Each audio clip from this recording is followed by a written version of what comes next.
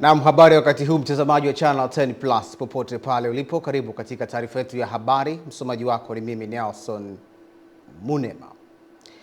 Wakati serikali ikiendelea na utekelezwaji wa mradi wa kimkakati wa magadi soda wa Engaruka, baadhi ya wananchi wa Monduli wamewasilisha kilio cha fidia na matumizi ya maeneo ya malisho, huku mbunge wa jimbo hilo Isaac Joseph akiahidi kulisimamia swala hilo hadi lipatiwe ufumbuzi. Mwanahabari wetu Jamila Omar ameandaa taarifa ifuatayo. Katika utekelezaji wa mradi huo, jumla ya wananchi 595 kutoka maeneo yanayozunguka mradi wanatarajiwa kunufaika na malipo ya fidia ili kupisha shughuli za utekelezaji wa mradi huo wa kimkakati. Hata hivyo, baadhi ya wananchi wa kata ya Selela wanaopisha utekelezaji wa mradi huo wamewasilisha malalamiko kwa mbunge wa Monduli. Mbona bado tunafikiria, je, kwa nini kuna watu na watu the same size? Mbona tuko separate katika fidia? Na sisi ni watu wa Mbasi, ndio. Kuna watu wamefidiwa milioni 300, kuna watu waliofidiwa shilingi 800,000. Hawa watu walikuwa wapi? Hawa watu walikuwa na ukubwa gani katika ardhi ile? Heshima yako mheshimiwa mbunge, wanasheria wanayotuzunguka au wajenzi wanayotuzunguka, kwa sababu tumelinda, tunaomba usimamie haki yetu. Akizungumza na wananchi wa kata ya Selela, mbunge wa Monduli Isaac Joseph, ambaye yupo kwenye ziara ya kuwashukuru wapiga kura wake na kusikiliza kero zao, amesema atasimamia serikali kuhakikisha walioahidiwa fidia wanapata stahiki zao. Nataka niwaahidi kama mbunge wenu, hilo nakwenda kulisimamia, na baada ya muda sio mrefu wale ambao hawajapata fidia watapata fidia.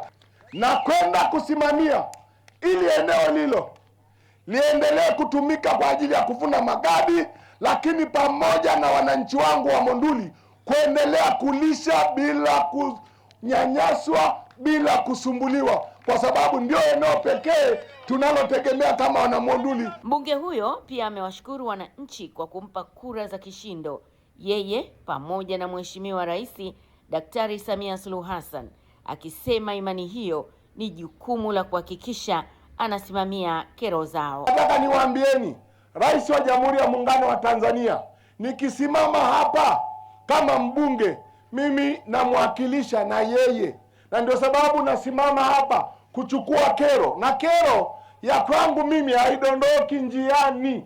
Mimi ni mfuatiliaji na mimi ni mtu ambaye ni msumbufu, hata kule kwenye bunge wananijua. Mradi wa kimkakati wa magadi soda wa Engaruka unaotekelezwa na serikali kupitia Shirika la Taifa la Maendeleo NDC unahusisha vijiji 4 vya Mbash, Engaruka Chini, Irerendeni na Idonyonado, ukiwa na lengo la kuongeza uzalishaji wa magadi soda, kukuza viwanda na kuchangia uchumi wa taifa. Kutoka Monduli, Jamila Omar, Channel 10. Wakazi wa kitongoji cha Sagalu kilichopo kata ya Manda wilayani Ludewa wameomba serikali kuwapunguzia michango inayotozwa kwa kila kaya kwa ajili ya ujenzi wa vyumba viwili vya madarasa katika shule ya msingi Sagalu pamoja na nyumba ya mganga wa zahanati ya Sagalu. Mwanahabari wetu Michael Patrick ameandaa taarifa ifuatayo. Ombi hilo limetolewa na wakazi hao wakati wa mkutano wa hadhara uliofanyika katika shule ya msingi Sagalu uliowakutanisha wananchi, viongozi wa serikali ya kijiji cha Nsungu pamoja na mbunge wa jimbo la Ludewa Joseph Kamonga, ambapo wamesema kila kaya imeelekezwa kuchangia zaidi ya shilingi 30,000, kiwango ambacho wengi wanashindwa kukimudu kutokana na hali ngumu ya uchumi baada ya shule hiyo kuathiriwa na mvua kubwa zilizoezua paa la madarasa mwishoni mwa mwaka jana. Hata kuutua tulikuwa tunashinda, kwa sababu kiangalia mambo haya ni maafa.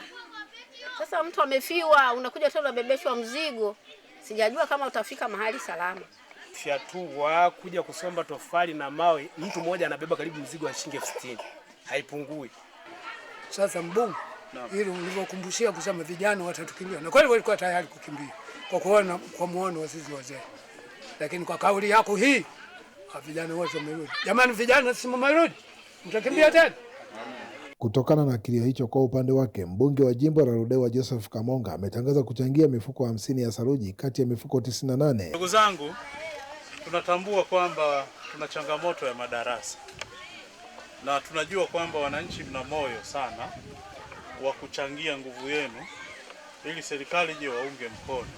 Lakini mchango wa mwananchi mara nyingi ni vizuri uzingatie hali ya uchumi ya eneo husika. Mimi nimepokea mifuko 50. Kutoka wilayani Ludewa mkoani Njombe, Michael Patrick, Channel. Jeshi la Ukraine limesema limeshambulia usiku kucha kiwanda cha kusafisha mafuta katika eneo la Samara nchini Urusi, huku Urusi nayo ikisema imefanikiwa kudungua drone 349 zilizorushwa nchini mwake kutoka Ukraine. Gavana wa eneo hilo Vyacheslav Federishev amesema mtu mmoja ameuawa na wengine watatu akiwemo mtoto wamejeruhiwa, huku majengo ya wakazi na viwanda kadhaa yakiharibiwa kwani miezi ya hivi karibuni Ukraine imeongeza mashambulizi dhidi ya viwanda vya kusafisha mafuta na miundombinu mingine ya nishati ndani ya Urusi. Kwa mujibu wa Kiev, mashambulizi hayo ni sehemu ya juhudi za kuharibu miundombinu ya nishati ya Urusi na kupunguza mapato inayotokana na mauzo ya mafuta ambayo inaidai Moscow hutumia kufadhili vita vinavyoendelea dhidi ya Ukraine. Naam, tukirejea hapa nyumbani Tanzania ni kwamba naibu waziri wa uchukuzi David Kihenzile amepongeza hatua ya uwekezaji katika sekta ya usafiri nchini, hususan katika matumizi ya pikipiki na bajaji zinazotumia nishati ya umeme, akisema kuwa vyombo hivyo vitasaidia kupunguza gharama za uendeshaji, kulinda mazingira na kuchochea ukuaji wa uchumi. Akizungumza jijini Dar es Salaam wakati wa hafla ya uzinduzi wa vyombo hivyo vya moto kutoka kampuni ya Plug and Ride Company Limited, naibu waziri Kihenzile amesema uwekezaji huo unaendana na dira ya taifa ya maendeleo ya 2050 pamoja na juhudi za serikali za kuvutia uwekezaji katika sekta binafsi. Uwekezaji huu una faida kwa sababu unaleta ajira kwa Tanzania, lakini zaidi ya yote unachangia kwenye kuimarisha sekta yetu au uchumi wa nchi yetu. Lakini zaidi, nimesema imekuja kipindi muhimu ambacho taifa letu linatekeleza dira 2050. Kwa upande wake, katibu mkuu ofisi ya Rais uwekezaji Dr. Fred Msemwa amesema ushirikiano kati ya sekta binafsi ya ndani na uwekezaji kutoka nje ni ishara ya mafanikio ya sera za serikali za kuwawezesha Watanzania kushiriki katika uchumi. Ni product ambayo inakwenda kuleta masuluhisho au solutions ambazo zinatatua matatizo ya watu. Kwa hiyo ni people centered solution na zinaendana na dira yetu 2050 ambayo imeainisha sekta ya usafiri na usafirishaji.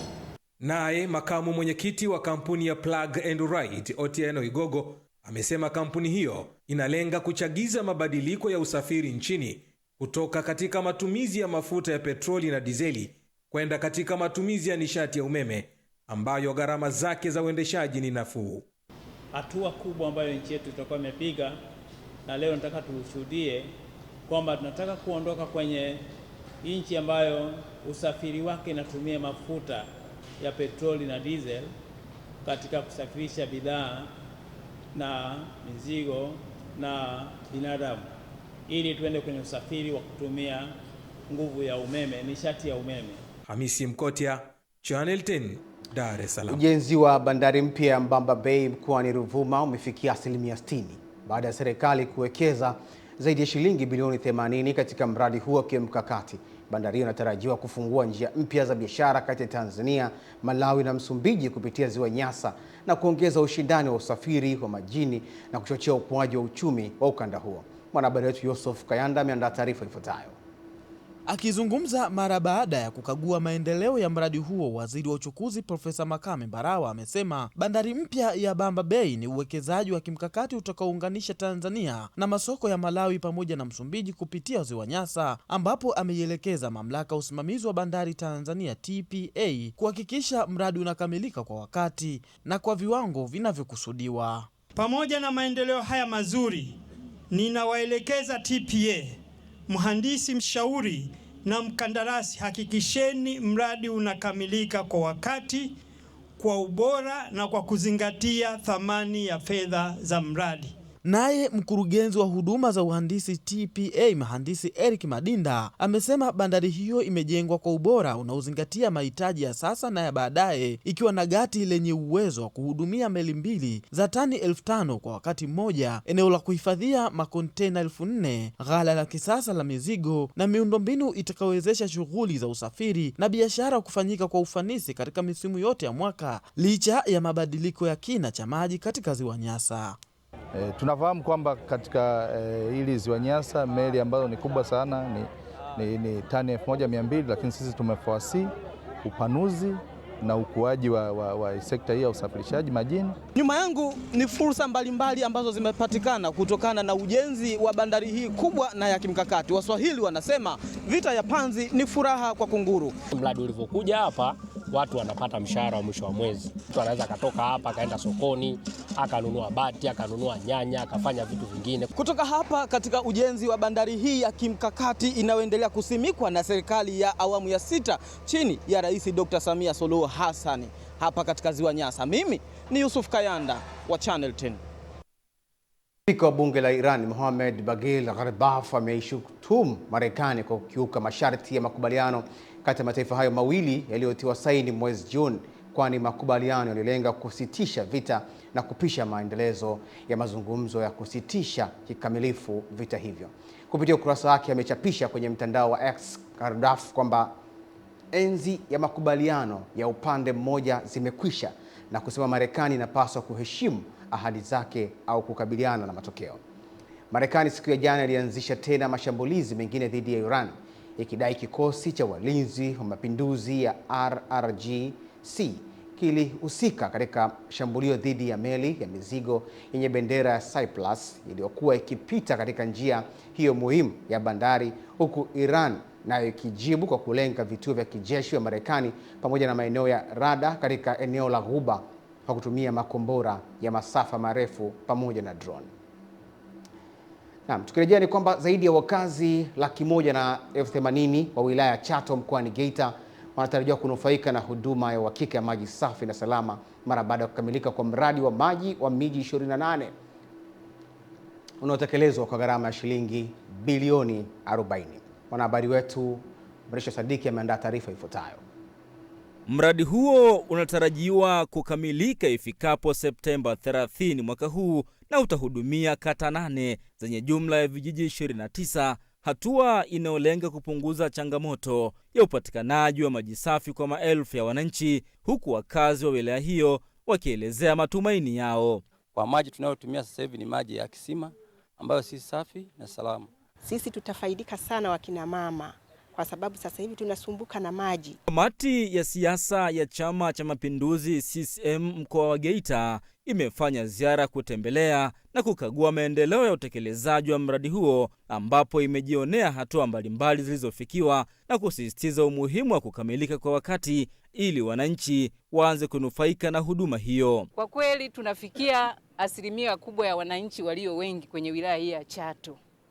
Kwa hiyo tuna uhakika ukikamilika watu wengi wakina mama watanufaika. Tumeahidiwa kwamba 30 Septemba itakamilika na wanachato wanaosubiri mradi huu kwa hamu sana. Awali akitoa taarifa ya mradi huo, mkurugenzi wa mamlaka ya maji safi na usafi wa mazingira mjini Chato, mhandisi Isaac Mgeni, amesema ujenzi wa mradi huo umefikia asilimia 85 na kazi zinaendelea kwa kasi ili kuhakikisha unakamilika ndani ya muda uliopangwa. Kazi zilizopangwa kutekeleza, Mheshimiwa Mwenyekiti, kwanza ilikuwa ni ujenzi wa chanzo intake chenye ukubwa wa kufyonza lita milioni 11 kwa siku. Juu kwa matenki yako wazi. Kwa sisi ndio kuhakikisha kwamba sehemu hii inakuwa salama kwa sababu maji haya yanahudumia wanachato wote. Kutoka Chato, mimi ni Mrisho Sadiki. Wa Uhuru umewasili mkoani Manyara ukitarajiwa kukimbizwa kilomita zaidi ya 3,000 kwa ajili ya kuzindua, kuweka mawe ya msingi pamoja na kutembelea miradi yenye thamani ya bilioni 139 ikiwemo kiwanda cha madini cha Kinywe cha Permanent Minerals Limited cha eneo la Mererani Simanjiro ambacho kimegharimu wawekezaji bilioni 50. Mwanahabari wetu Elia Kimani ameandaa taarifa ifuatayo. Akizungumza na waandishi wa habari jijini Arusha, mkuu wa mkoa huo Amos Makala amesema maandalizi ya ziara hiyo pamoja na mkutano huo yamekamilika, huku mkoa ukiwa tayari kumpokea Mheshimiwa Rais ambaye anatarajiwa kufungua mkutano huo wa siku 2. Mkutano huo unawakutanisha mawakili wa serikali kutoka maeneo mbalimbali nchini kwa lengo la kujadili masuala mbalimbali ya sheria, haki na utawala bora. Mkutano utakaofanyika kesho katika ukumbi wa AICC Arusha. Kwa hiyo mgeni rasmi wa kuja kufungua mkutano huo wa chama cha mawakili wa serikali ni Mheshimiwa Dr. Samia Suluhu Hassan. Maandalizi yote juu ya mkutano huo yanaendelea vizuri. Kwa mujibu wa mkuu wa mkoa wa Arusha, mkutano huo unafanyika chini ya kauli mbiu isemayo haki, wajibu na utawala wa sheria ni msingi wa utekelezaji wa Dira ya Taifa ya Maendeleo 2050. Jamila Omar, Channel 10, Arusha. Asante Jamila Omar kwa taarifa hiyo. Na mtazamaji, taarifa ya Jamila Omar ni tofauti na ile ya Elia Kimani kuhusu Mwenge wa Uhuru ambayo nilitambulisha awali. Taarifa hii ilihusu Rais wa Jamhuri ya Muungano wa Tanzania Daktari Samia Suluhu Hassan ambaye anatarajiwa kuwasili jijini Arusha kwa ajili ya kufungua mkutano wa chama cha mawakili wa serikali Julai 13, ambapo atakuwa mgeni rasmi katika ufunguzi wa mkutano huo. Naam, tukitoka hapo, taarifa nyingine ni kwamba Waziri wa Vijana, Ajira na Uwezeshaji Shaban Ali Othman amekabidhi msaada wa vitendea kazi wenye thamani ya zaidi ya shilingi milioni 40 kwa shirika la Msalaba Mwekundu mkoa wa Kusini Pemba kwa lengo la kuwezesha kukuza ujuzi na maarifa na kuongeza uzalishaji pamoja na kujiongezea kipato kupitia shughuli mbalimbali za kiuchumi. Mwanahabari wetu Masanja Mabula ameandaa taarifa ifuatayo. Zungumza katika hafla hiyo, Waziri Shaban amesema vifaa hivyo vitasaidia kuongeza uwezo katika kutekeleza majukumu yao, huku akiwataka kuvitunza na kuvitumia ipasavyo ili kufikia malengo yaliyokusudiwa ya kujiongeza kipato na kuchangia maendeleo ya jamii. Hivi vifaa vimetolewa bure na mtavitumia bure. Anayeweza kushona akashona, basi kipato kitamsaidia mwenyewe na watu wake. Hatutakuja hapa sisi kukusanya mapato yanayotokana na vyarahani. Kwa upande wake, mkurugenzi wa idara ya maendeleo ya vijana Shaibu Mohamed Ibrahimu amesema msaada huo ni sehemu ya juhudi za serikali za kuwezesha vijana kujitegemea kiuchumi, akieleza kwa matumizi sahihi ya vitendea kazi hivyo yataongeza tija, kuibua fursa za ajira na kuimarisha mchango wao katika maendeleo ya taifa. Vifaa hivi vitaratibiwa kwa karibu sana chini ya ofisi yetu ya idara ya maendeleo ya vijana kuhakikisha kwamba tunaratibu vizuri utunzaji wa vifaa, lakini vile vile vijana ambao watafikiwa na wataweza kupita hapa kwa mafunzo, pamoja na kufanya hizo shughuli za afya, lakini vile vile wapate fursa nyingine za kuwawezesha katika masuala haya ya ushonaji, masuala haya ya kompyuta na mengine. Vijana wengi wanajiunga kujifunza ili serikali ifikie lengo lake la kuwezesha vijana kuwa na ujuzi mbalimbali. Ni Masanja Mabula, Channel 10, Pemba, Zanzibar. Bodi ya korosho nchini imewataka wakulima wa korosho wilayani Chunya mkoani Mbeya kuzingatia matumizi sahihi ya viuatilifu na kufanya usafi wa mazingira pamoja na mashamba kama njia ya kukabiliana na changamoto ya magonjwa ya mazao. Wakulima hao wameeleza changamoto zilizokuwa zinawakabili katika zao hilo la korosho, huku wakishukuru kwa elimu waliopatiwa ya namna ya kudhibiti visumbufu vya zao hilo. Tulikuwa hatujapata sana semina ya kusema kwamba kilimo cha korosho na matatizo yanayotukabili. Matatizo yetu yaliyokuwa tunatukabili kwa sababu ya tunatunza vipi, juu ya usafi, wadudu wa jinsi wanavyoshambulia korosho. Elimu waliotupatia kwa leo kama huduma jinsi tulivyotoa maelezo yetu, kama kweli ndivyo watakavyotutimizia kulingana na maswali yetu tuliouliza, zao letu tutalidumisha vizuri. Afisa kilimo mkaguzi kutoka mamlaka mimea na viuatilifu nyanda za juu kusini Sado Kijoni amebainisha changamoto wanazokumbana nazo wakulima wa wilaya ya Chunya, huku afisa kilimo kata ya Rupa Oni Mandepu ameiomba bodi ya korosho kuwapatia wakulima pampu za umwagiliaji kutokana na miti kuwa mirefu, kutokuweza kutumia viuatilifu kwa usahihi, na hiyo ndio imeweza kupelekea baadhi ya miti ya korosho kutoweza kuzalisha matunda ya kutosha. Kwa sasa mikorosho imeshatuacha, iko mbali. Sasa upuliziaji umeshakuwa changamoto. Kwa hiyo sasa hii ndio changamoto kubwa ambayo inasababisha hii mikorosho ionekane haihudumiwi. Nikiripoti kutoka wilayani Chunya mkoani Mbeya, Epimax Apolinari, Channel 10.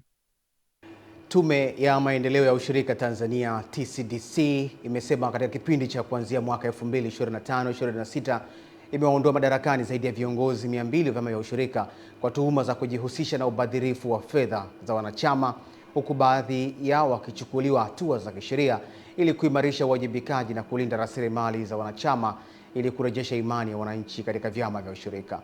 Mwanahabari wetu Ahmed Nandonde anaripoti. Akizungumza baada ya kumalizika kwa semina ya wataalamu wa Tume ya Maendeleo ya Ushirika iliyofanyika katika Chuo Kikuu cha Ushirika mjini Moshi, mkoa wa Kilimanjaro, mrajisi na mtendaji mkuu wa Tume ya Ushirika nchini Benson Diege amesema viongozi hao waliondolewa madarakani baada ya ukaguzi na uchunguzi kubaini ukiukwaji wa sheria, kanuni na taratibu za uendeshaji wa vyama vya ushirika. Tunao watu zaidi ya 200, si ndio, viongozi bodi mbalimbali ambao tuliwaondoa kwenye uongozi kwa sababu ya kutoridhishwa na namna walivyofanya majukumu yao. Managers wa vyama vya ushirika zaidi ya 120 ambao tuliwaondoa kwenye nafasi zao za utendaji kwa sababu walishindwa kusimamia vizuri vyama vya ushirika.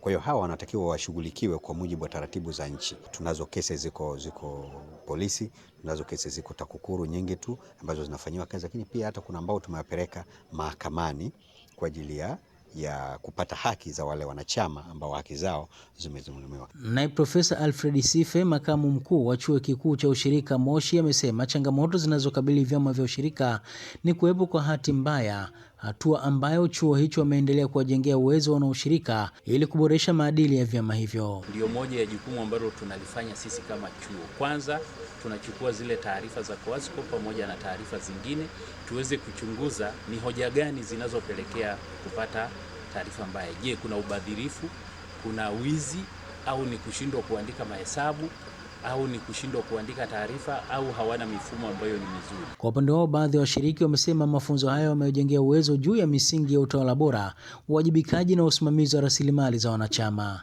Tunashukuru sana tume kwa ajili ya ujio huu na tunaahidi kuyatendea kazi yale yote ambayo tumekubaliana. Kila mkoa una huduma mbalimbali za kushirika ambazo zinatolewa. Tumetumia fursa hii kwa ajili ya kubadilishana uzoefu, lakini vile vile kujifunza kutoka miongoni mwetu. Ahmed Nandonde, Channel 10, Kilimanjaro.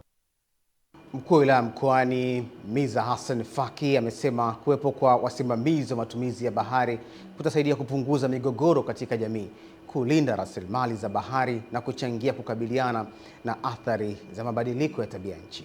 Mwanahabari wetu Masanja Mabula anaripoti kutoka Pemba, Zanzibar. Ameyasema hayo katika ukumbi wa manispaa Chake Chake alipokuwa akifungua kikao cha majadiliano kuhusu matumizi endelevu ya bahari katika ukanda wa kusini mashariki mwa kisiwa cha Pemba.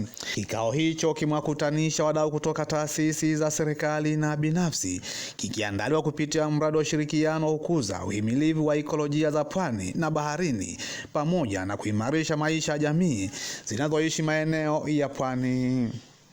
Tutakwenda kusaidia kukabiliana na athari za mabadiliko ya tabia nchi. Leo hii kuna athari kubwa sana ambazo athari hizo tunazisababisha sisi wenyewe kwa matumizi mabaya ya bahari. Tukiwa na mpango huu wa matumizi na usimamizi, tutakwenda kuepukana na changamoto hii. Mratibu wa mradi huo Ali Saidi Ali amesema mradi unaotekelezwa katika shehia 8 umelenga kuimarisha usimamizi wa rasilimali za bahari na kuongeza ushiriki wa jamii katika matumizi endelevu ya mazingira ya pwani. Tumeanza na shehia 8 kwa sababu hizi shehia 8 ndio ambazo zipo kwenye ile zone namba 2. Then kija mradi mwingine au wizara au shirika la wengine watakuja kwenye zone namba 1 ambayo yote hii ni kusini mashariki ya Pemba.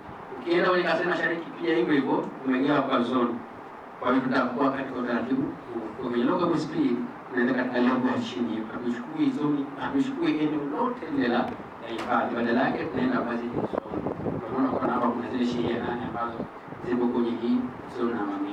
Tuhakikishe kwamba tunaendelea kushirikiana kwa pamoja kwenye hili, lakini kutekeleza kwa vitendo yale yote ambayo yameelekezwa kwetu.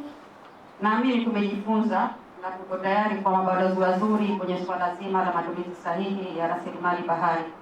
Ni Masanja Mabula, Channel 10, Pemba, Zanzibar. Asante Masanja Mabula kutoka Pemba, Zanzibar. Na mtazamaji, tunapata mapumziko mafupi, tukirejea hapa ni habari za michezo na burudani. Mimi ni Nelson Munema.